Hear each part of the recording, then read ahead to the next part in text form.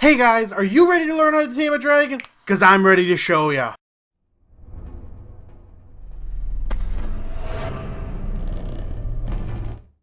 Hey guys, Vampire218 here, and welcome back to my Pokemon Guide video.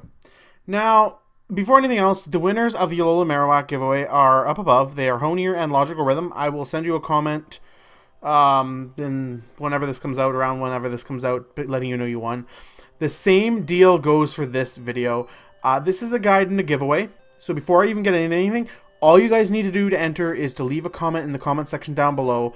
This time, all you need to tell me is your favorite dragon Pokemon, and you can win one of two of the things that were one of two of the Salamences that we are going to be showing you.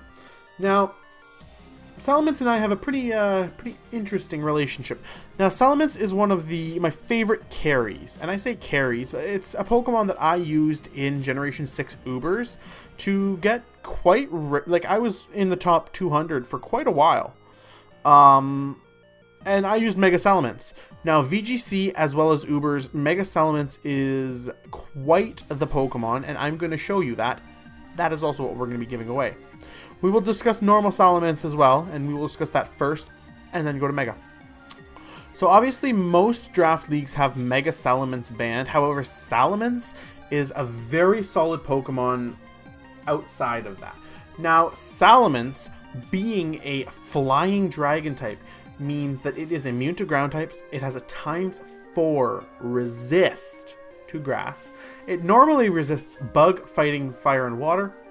Normally damaged by dragon, fairy, and rock, but is very weak to ice. Now, defensively, not horrible. Its coverage is very good, and its stats, as we can see here, 95, 135, 80, 110, 80, and 100.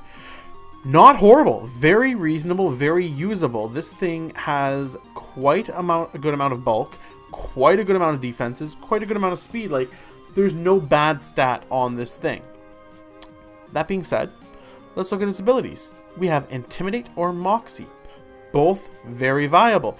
Moxie, if you want to get this thing's attack going up and up to just keep OHKOing. Or Intimidate if you want to use a little more utility to switch in and lower attack. Now, personally, in League format, it depends week to week. You can make very good use of an Intimidate in like 1 week, and then the second week you can go Moxie. It's all dependent on the week and the match that you have. Now, in VGC, Smogon, and stuff, I feel that Intimidate is just too valuable compared to Moxie, especially because in VGC and stuff, Moxie, and even in regular Smogon, Moxie is one of those abilities that's very difficult to get off, and the utility that Intimidate will provide you is unparalleled. Now, for items, we have quite a few options, and we'll get to that after we do moves. Now, looking at this thing's moves, we already know that this thing can be physical, special, mixed. It doesn't matter. You can go whatever you want for that. This thing gets defog, which is nice, but we're not going to be putting defog on this thing. We're going to be building this thing the way I used it in Generation 6 Ubers, because it is still valid. Now, that being said, we're going to put Earthquake on this thing. Earthquake lets you hit the steel types. It lets you hit your rock types that you have a weakness to. And a lot of Pokemon just get hit by that Earthquake, your fire types, and they can't really survive an Earthquake from a Mega Salamence. And that is obviously what we are going to be giving away, is the Megas, like I've said. Now, for your second move, I always found that we're going to put Dragon Dance on this thing. Now, Dragon Dance lets you set up, because we're going to be investing enough that you can survive most attacks. Now, this may not be what you run in OU or in your VGC, but this is what I'm going to be giving away, because this is what I have success with. Now, we have our setup move, we have our Earthquake. We get 2 more moves, and since our Mega ability becomes Aerialate, we're going to go ahead and actually put Return on this thing. Now, I had more success using Frustration, and the reason I used Frustration was because in Ubers, Ditto could come in on this thing, and Return is the only move that this thing hits itself with, because we're not giving it a dragon move. We're giving it Return, we're giving it Earthquake, and the last move that we're going to be giving it, we're basically speccing this thing so it can't actually touch itself. And the last move we're putting on this thing is Roost. And what Roost allows us to do is to regain our health that we may lose. Because again, we are setting up Dragon Dances. We have relatively good bulk. Using Roost on a Pokemon that's not prepared to do more than half of Salamence's health means that this thing has long-term sustainability. Now, between Earthquake and Return, which will become a flying type move in our Mega form, we are covering a good amount of the meta in Ubers. I'm imagining the same thing is going to go for Battle Spot and whatnot. There are things that kill this thing, but it's still a viable Pokemon to use. And you know what?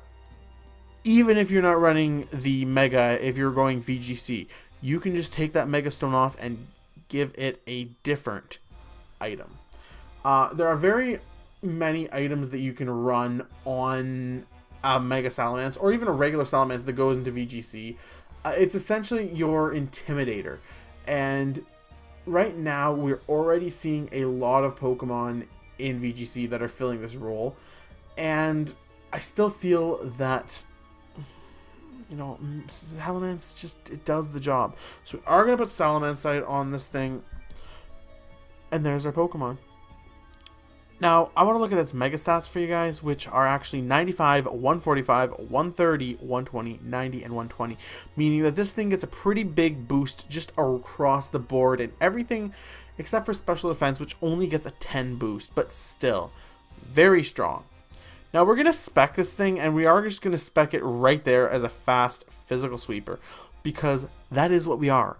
You know, now you can fiddle around with these IVs how you see fit, and these aren't exactly what I used, because, you know, when you're playing against Ubers, you're always going to be having to think, you know, what type of Arceus am I seeing?